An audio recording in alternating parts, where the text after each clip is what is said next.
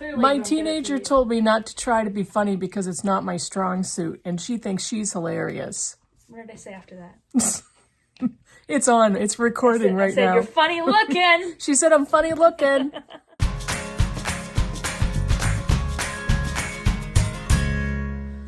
Hey BookTube, it's Kim at Middle of the Book March, and this is my Bookish week for December 15th, 16th? 15th or 16th? What the frig? I didn't even prepare. I don't know. The 16th? Let's go with the 16th. I don't know.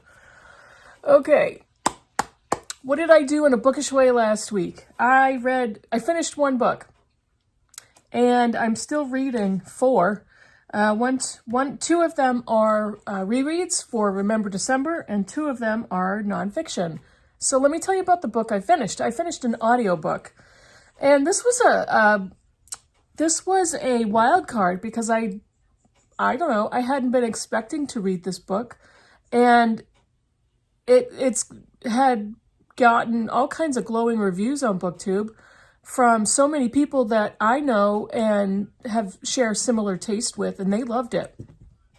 I think I started reading it because it was on Chirp audiobooks for a great deal. I think it was $2.99.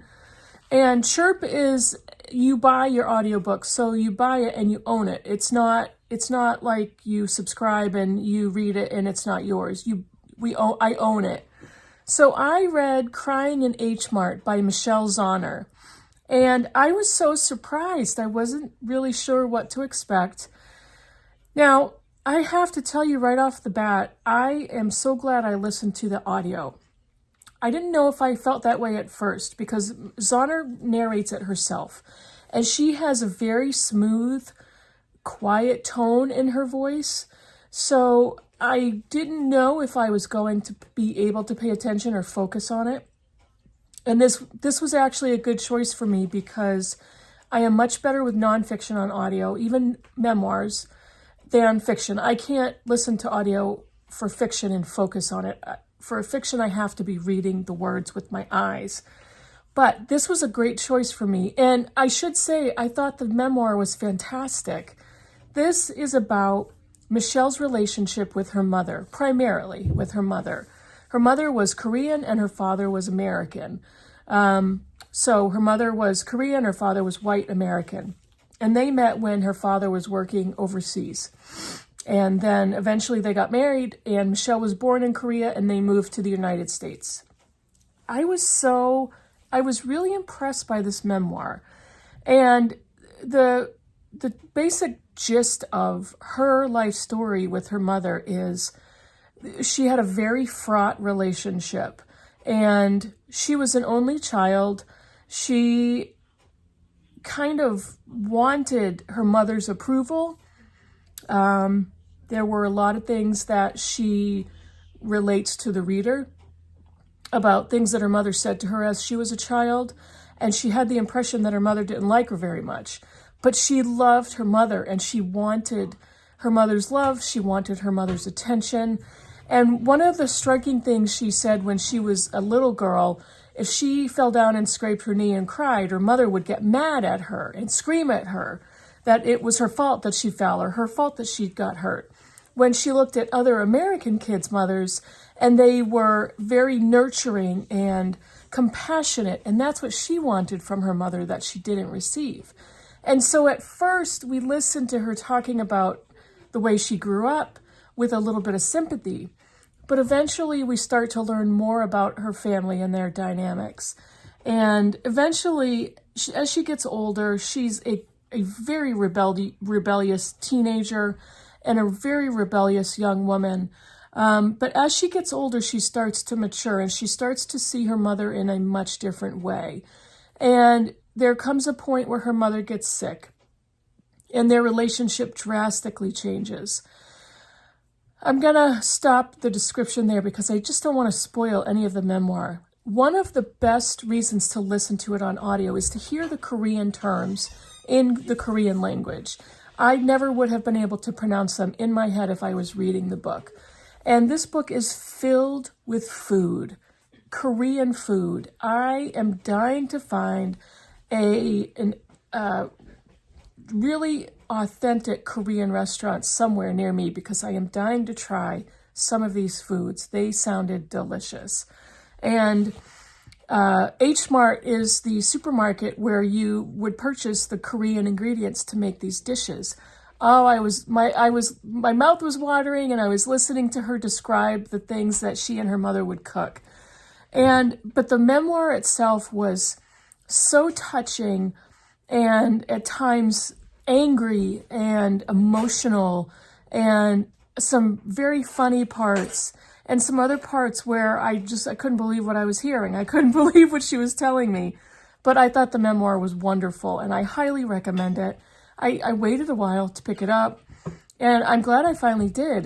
There's so many glowing reviews about the book that they're all true. And I really do highly recommend this one. If you have the chance, listen to it on audio. So, I am currently reading 4 other books. However, I'm having some difficulty, and I'll tell you that in a little bit. This one is The Silence of the Girls by Pat Barker, and I'm rereading this for Remember December. I read this a while back for the BookTube Prize, and I really disliked it a lot. Now, I'm almost halfway through, and my opinion has flipped completely. I'm really enjoying this book, and this is the type of a book that I want to get to. I really am looking forward to picking it up. And I thought, I try to keep thinking, why did I dislike it so much when I first read it? And possibly because I had to read it for the BookTube Prize. I was reading quickly to make sure I got all of my books done, and I may have read this too quickly. If I remember, I saved this one for the last in my group. So maybe that's it. And I definitely had some opinions on what I thought about this book and how it made me feel.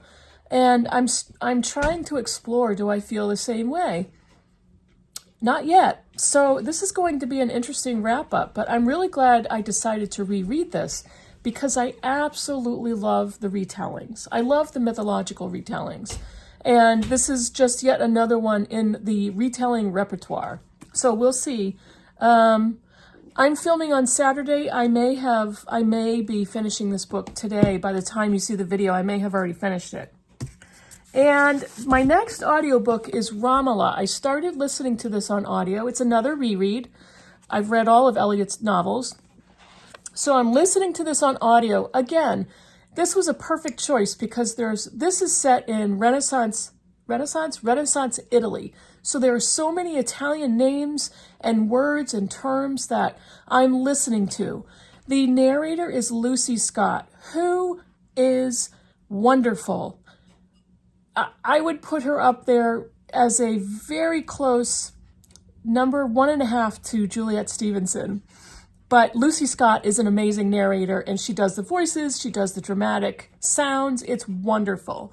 So I'm really glad to listen to this one. I've already read it, so listening to the novel, to hear the inflection and to hear the tone from Lucy Scott it brings so much depth into the novel, and I'm really glad that I am listening to that one on audio. I'm pretty early on in the reread, so that's going to be a long-term audiobook. It's pretty long. All right, now I'm reading 2 other books. Here's where I'm having some difficulty. These are both nonfiction, and my first reading love is fiction.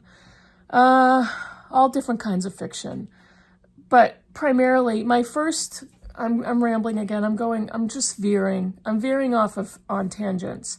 When I pick up fiction, I love literary fiction and I love classics. Those are probably my top 2 in the fiction genre of subgenres. Is that a word? But I really do enjoy almost all types of fiction except for horror. But for nonfiction, I don't like everything, and so I'm picky about nonfiction, and it's not my first love.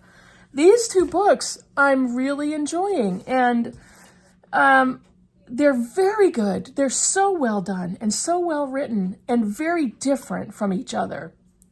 But for some reason, it's very slow going. And nonfiction for me is like the gym.